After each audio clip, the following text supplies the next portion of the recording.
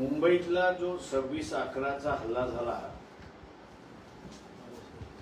हा हल्लाच्या संदर्भात अमेरिकेकडून बातमी आली होती आणि तो हल्ला झाला ही वस्तुस्थिती आहे, नाही असं नाही. परंतु या हल्ल्यामध्ये बऱ्याचशा गोष्टी दडपल्या गेल्यात अशी असणारी परिस्थिती आहे. उज्ज्वल निकम हे भारतीय जनता पक्षाचे लोकसभेचे उमेदवार आहेत. त्यांनी ही मॅटर कंडक्ट केलेली आहे पूर्णपणे. ते आता पार्लमेंटमध्ये जात आहेत. त्याच्यामुळे एक ज्याला इंटेलेक्च्युअल ऑनेस्टी आपण असं म्हणतो, ती पार्लमेंटच्या सदस्याकडे असली पाहिजे असं आम्ही त्या ठिकाणी मानतोय. या ह्याच्यामध्ये काही दडपले गेले असे एकंदरीत आम्हाला या ठिकाणी दिसते. संधीची असणारी आम्ही वाट बघत होतो की कुठे ना कुठेतरी ही संधी मिळेल. उज्ज्वल निकम हे कॅन्डिडेट झाल्यामुळे ती संधी पुन्हा आली असं मी त्या ठिकाणी मानतो. त्यांनी कंडक्ट केलेल्या मॅटरमध्ये आणि जजमेंट जे झालेलं आहे 6/5/2010 त्याच्या पॅराग्राफ 803 हा अत्यंत महत्वाचा आहे. In all, there were 5 firearms entry wound found on the shoulder blade, top region between neck and right shoulder. There were 3 corresponding exist wounds. 2 deformed bullets were retrieved. मी त्याच्या वाचत नाही. डॉक्टर चिखलीकरांनी असं पोस्टमॉर्टम केलेला आणि त्या पोस्टमॉर्टमच्या रिपोर्टमध्ये आणि बॅसिलिटिक रिपोर्ट्समध्ये the bullet retrieved from the dead bodies was sent to basiletic expert. आणि हा सगळ्यात महत्वाचा आहे. The comparison did not lead to any conclusive opinion whether the bullet tallied with the test fired bullet from weapons held by accused number 1. Accused number 1 म्हणजे हा असणारा Kasab or deceased accused number 1 Abu Ismail. म्हणजे ज्या बुलेट्स हेमंत करकरेंच्या शरीरातून मिळाल्या त्या bullets आणि कसाब आणि अबू सलीम यांनी वापरलेल्या जे वेपन्स होते त्या वेपन्सची मॅच झाल्या नाहीत. हा त्याच्यातला असणारा अहवाल 803 मध्ये आहे. 804 मध्ये पॅराग्राफ 804 पान नंबर 922/2022 त्याच्यामध्ये सुद्धा अत्यंत महत्वाचं आहे. 2 bullets were retrieved from the dead body of Mr. Vijay Sakalkar during the course of postmortem examination. They were sent to basiletic expert for examination. The comparison did not lead to any conclusive opinion. म्हणजे साखळकरांच्या शरीरामधल्या सुद्धा त्या 2 bullets मिळाल्या. त्या bullets Kasab आणि अबू सलीम यांनी वापरलेल्या weapons बरोबर match झालेल्या नाही. किंवा उज्ज्वल निकम यांना असणारे माझे 2 प्रश्न आहेत. इलेक्शनच्या अगोदर त्यांनी उत्तर द्यावे असं माझं त्यांना आव्हान आहे. पहिला की याच्यामध्ये ह्या कांड झालं हे बरोबर आहे, त्याच्याबद्दल कुठलाही दुमत नाही. हे पाकिस्तानने स्पॉन्सर्ड केलेला टेररिझम होता याच्याबद्दल दुमत नाही. परंतु ह्या कांडच्या आड गेम विद इन गेम आपण जसं इंग्रजी फ्रेज वापरतो तशा रीतीने ह्या कांडच्या अंतर्गत कोणीतरी कांड केलंय का याचा खुलासा निकम यांनी करावा, उज्ज्वल निकम यांनी करावा असं मी त्यांना आवाहन करतोय. आणि दुसरा, ते जेव्हा कंडक्ट करत होते आणि ह्या बुलेट्स ज्यावेळेस मॅच झाल्या नाही त्यावेळेस या बुलेट्स कुठल्या वेपन्स मधल्या होत्या किंवा कुठल्या बोर मधल्या होत्या, पोलीस वापरणाऱ्या बोर मधल्या होत्या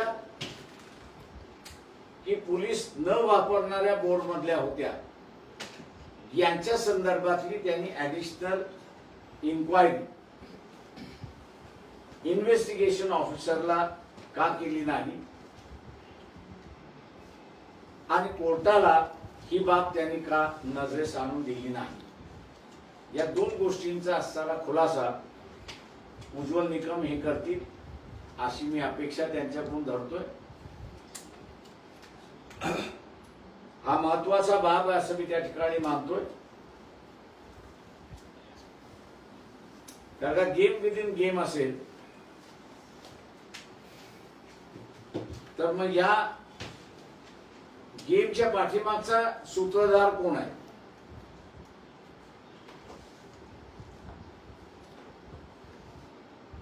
उज्ज्वल निकम यांचा असणारं उत्तर येणं हे अपेक्षित मी त्या ठिकाणी धरतो. 2 दिवसानंतर या संदर्भातलं विलासराव देशमुखांशी माझं जे बोलणं झालं होतं त्यावेळेस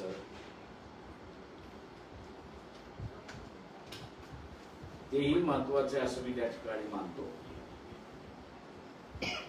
आणि म्हणून उज्ज्वल निकम यांनी या संदर्भातली आपली भूमिका आणि आपली बाजू इलेक्शन मध्ये स्पष्ट करावी अशी मी त्यांना विनंती करतो. विलासराव देशमुखांशी काय झालं होतं ते मी नंतर सांगतो.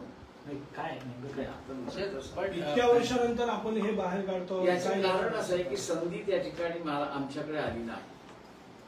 कदाचित पार्लमेंटमध्ये असतो किंवा असेंब्लीमध्ये आमचं कोणी असतं तर हा आम्ही इश्यू त्या ठिकाणी रेस केला असता.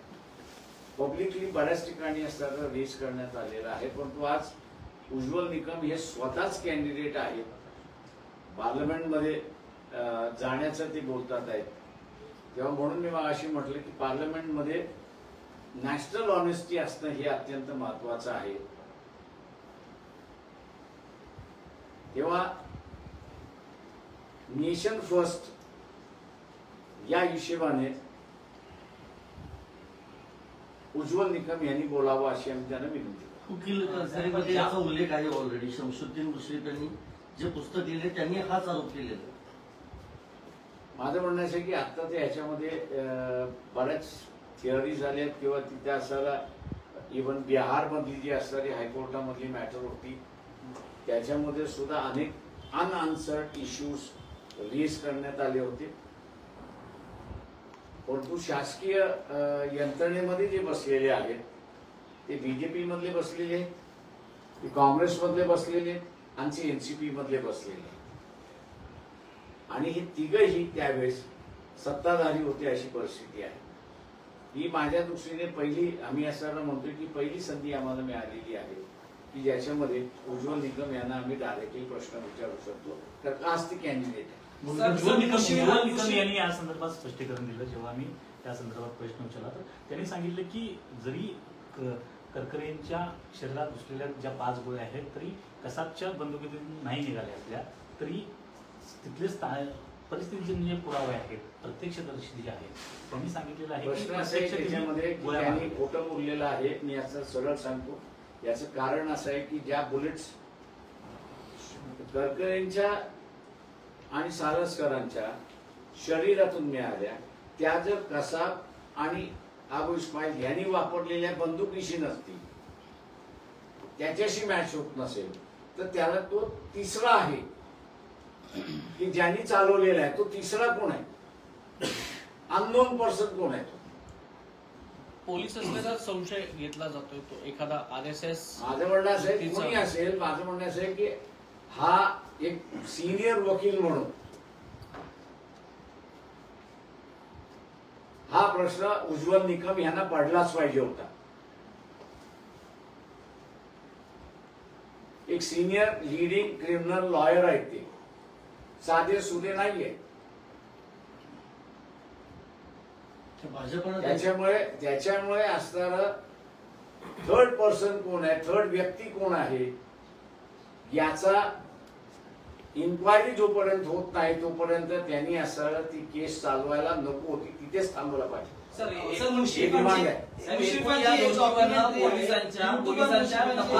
माझा मुशर्रफांशी काहीही संबंध नाही.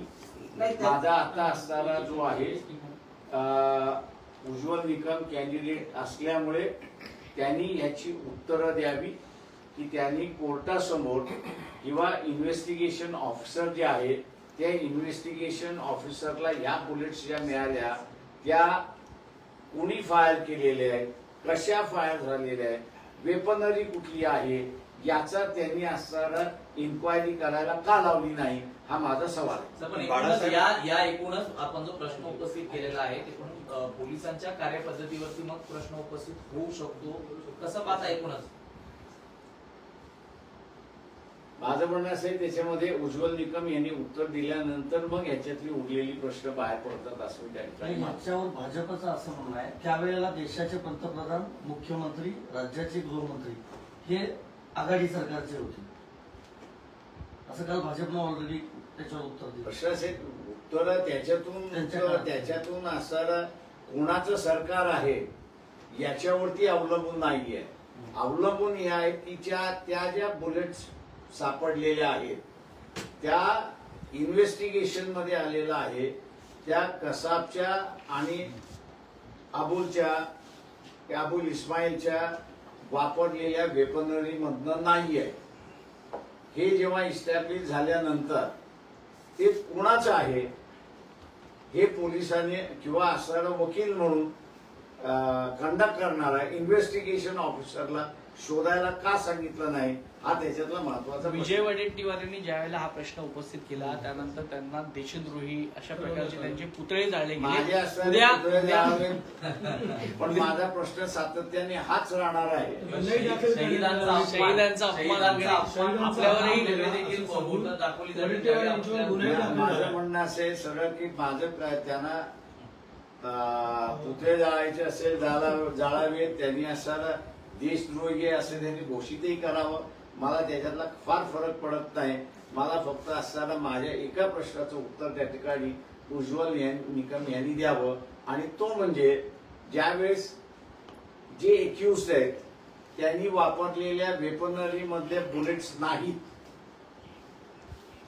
त्यावेळेस कुठल्या वेपनरीतनं वापरल्या आलेल्या आहेत याचा त्यांनी इन्क्वायरी मार्फत किंवा कोर्टामार्फत डायरेक्शन देऊन ती इन्क्वायरी का केली नाही, हा माझा सवाल आहे. पण बाळासाहेब, गेम विदिन गेम मध्ये एवढं स्पॉन्टिनियस होऊ शकतं की प्लॅनर्स ते असणार. म्हणजे या घटनेचा जर आपण आकार हे पाहिला तर ते गेम विदिन गेम जो आहे तो स्पॉन्टिनियस आहे की प्लॅनर आहे माहित नाही, नो आयडिया. सर, भाजप तुमची ज्या पद्धतीची पत्रकार परिषद आहे सेफ्रॉन टेररिझम नावाचा शब्द प्रत्येकाच्या मनात रुजवण्याचा प्रयत्न या सगळ्या माझं म्हणणं असं आहे की तो सॅफ्रॉन आहे की तो निळा आहे की तो हिरवा आहे ह्याच्याशी मला घेणं देणं नाहीये.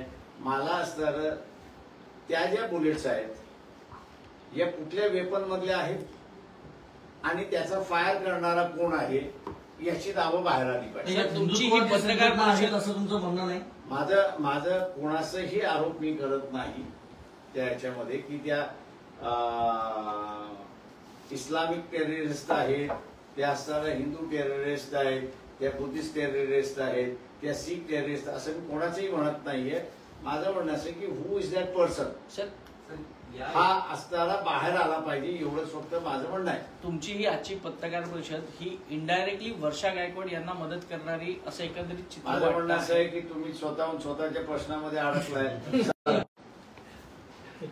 सर मुशीबांचा एक व्हिडिओ आहे, त्यांनी असं त्याच्यात तेही म्हटलंय की चला, यावेळी हिंदी 250 सिम कार्ड जे ते ऍक्टिव्ह होते आणि त्यातले 12 जण जे आहेत ते मराठीत सुद्धा बोलत होते याच प्रकरणाच्या वेळी तेव्हा हे प्रकरण मुंबईत घडत होतं. मला त्याच्यातली ABCD माहिती नाही. ही जे पोलीस ऑफिसर त्याच्यामुळे त्यांच्याकडे अधिक माहिती असेल. आम्ही फक्त जजमेंट मधनं जे आलो आणि त्या जजमेंट मध्ये जे लॅक्युनाज आहेत त्याच्यावरती असताना बोट ठेवून आम्ही बोलतो. मुस्लिमांचं पुस्तक वाचलंय का? मुस्लिमांचं पुस्तक वाचलेलं आहे.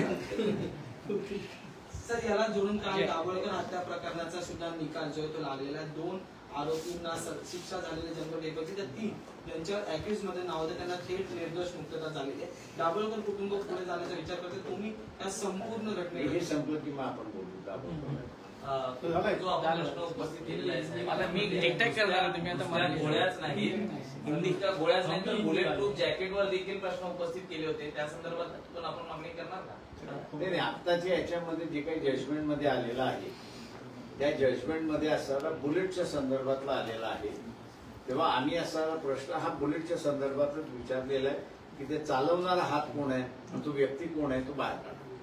तो उज्ज्वल निकम यांनी बाहेर काढण्याचा प्रयत्न का केला नाही याचं त्यांनी उत्तर द्यावं. थँक्यू. हिंदी में रोल 26/11 का जो इंसिडेंट है वो सही इंसिडेंट है. पाकिस्तान से आतंकवादी आए थे, उन्होंने बंबई पे हमला किया, ये बात भी सही है. लेकिन जो जजमेंट है और जो चर्चा उस वक्त चली थी मेरे ख्याल से उस चर्चा को जो है ये जजमेंट एक पुष्टि देता है. जजमेंट के पैराग्राफ नंबर 104 में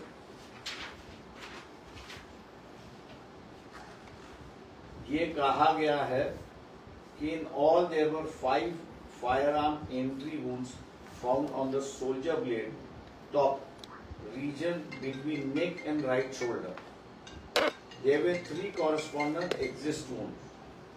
2 deformed bullets were received. उसके नीचे जिन्होंने डॉक्टर चिखलीकर उन्होंने पोस्टमार्टम किया उनका ओपिनियन वहां पर दिया हुआ है. The bullet retrieved from the dead bodies were sent to basaltic experts. The comparison did not lead to any conclusive opinion whether the bullet tailed with the test fired bullet from the weapon held by accused number 1, that is Kasab, or deceased accused number 1 Abu Ismail. 804 दूसरा जो paragraph है उसमें भी 2 bullets were retrieved from the dead body of Mr. Vijay Salaskar during the course of postmortem examination. They were sent to basaltic expert for examination. The comparison did not lead to any conclusive opinion. ये जो bullets Hemant Karkare के और साकरकर के शरीर से बरामद हुए, ये बरामद हुए bullets जो है और जो वेपनरी कसाब और अबू इस्माइल कैरी कर रहे थे उनके साथ में था, उससे ये मैच नहीं होता है. उनके वेपन से नहीं है, ऐसा बैसलेटिक एक्सपर्ट जो है उनका कहना है. तो इसका मतलब यही हुआ कि इनके बुलेट से उनको इंजरी नहीं हुई, बाहर किसी के बुलेट से उनको इंजरी हुई है, और एक नहीं 5-5 और 2-2 बुलेट्स उनके शरीर में दाग दिए गए हैं. इसलिए जानकारी ये हम लोग चाहते हैं कि ये तीसरा आदमी कौन है, ये गैर व्यक्ति कौन है. उज्ज्वल निकम बीजेपी के लोकसभा के कैंडिडेट है और लोकसभा के कैंडिडेट होने की वजह से अब उन पे जिम्मेदारी है कि वो इस बात का खुलासा करें. मौका हम लोग ढूंढ रहे थे कि इस इशू को उठाने के लिए कई बार लोगों ने कहा, किताबें भी लिखी, पब्लिकली चर्चा भी हुई, लेकिन उसका कोई जवाब देने के लिए तैयार नहीं था, क्योंकि उस वक्त की सरकार जो है कांग्रेस की सरकार थी, विरोधी दल जो है वो बीजेपी था, और एनसीपी जो है वो सरकार में थी उस वक्त। गैर अगर इनकी होता तो शायद मेरे ख्याल से इसकी और जांच होती, ऐसा मैं मान के चलता हूं। मेन पुलिस के आईपीएस के अधिकारी इनकी हत्या सामने आते ही हम लोग समझते हैं कि उज्जवल निकम इन्होंने जो सावधानी बरतनी चाहिए थी वो उन्होंने बरती या ना बरती, उसका एक सवाल है। ये जानबूझ के उन्होंने बेदखल उस चीज को कर दिया है। आज हम लोग मानते हैं कि इस बात की जो है, अगर इस एविडेंस को सही माने और सुप्रीम कोर्ट ने भी इस एविडेंस को अभी सही माना है, तो इसका मतलब यही है कि गेम विद इन गेम, जो हम लोग अंग्रेजी में कहते हैं खेल के अंदर खेल, ये मेरे ख्याल से थियरी यहाँ पर लागू होती है कि इनकी हत्या और किसी ने की है क्या, ये सवाल उठता है। ये बात जब सामने आई तो हम लोग समझते हैं कि उज्जवल निकम ने कोर्ट के सामने ये बातें रखनी चाहिए थी कि इसकी इंक्वायरी और होनी चाहिए, क्योंकि ये जो बुलेट्स मैच नहीं हो रहा है, ये कौन से वेपन से बुलेट है ये होना चाहिए। या उज्जवल निकम ने जो इंक्वायरी ऑफिसर्स थे उस इंक्वायरी ऑफिसर से कहना चाहिए था कि भैया ये जब तक मैच नहीं होता तब तक इस केस का फैसला हम लोग नहीं लगा सकते। और मैं उम्मीद करता हूं कि उज्जवल निकम ये लोकसभा के उम्मीदवार है और लोकसभा के उम्मीदवार होने के नाते पार्लियामेंट में जाने की उम्मीद रखते हैं। वहां loyalty to the nation is first, और ऐसी बात होते समय उन्होंने इस बात पर मेरे ख्याल से अपनी बात रखनी चाहिए कि क्यों ना उन्होंने ये जांच करने के आदेश दिए कोर्ट के माध्यम से या वकील के माध्यम से, उन्होंने इसका क्यों नहीं दिया, इसका जवाब उन्होंने देना चाहिए। और मैं मानता हूं कि आम आदमी भी उनके जवाब के लिए इंतजार करेगा और वो जवाब देंगे, ऐसा मैं उम्मीद करता हूं।